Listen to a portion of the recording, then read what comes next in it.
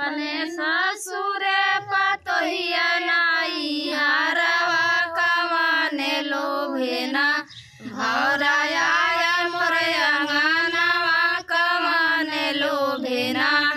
चल कर बेला हो चमेला अपने नाई हरे पहुँचावई हो कि अड़हुल फूलवना दुर्गा मैया के चढ़ावई हो कि अड़हुल फूलवना। कटिया अपने ससुरे पतोहिया अपने नाई हरे कमाने लोभेना भौराया मोर अंगनवा कमाने लोभेना।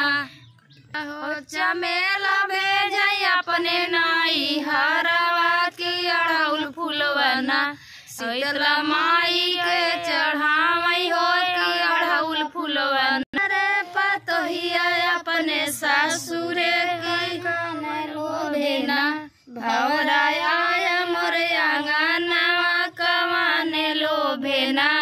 हो चमेला भेजई अपने नाई हरवा की अड़हुल फूलवना अपने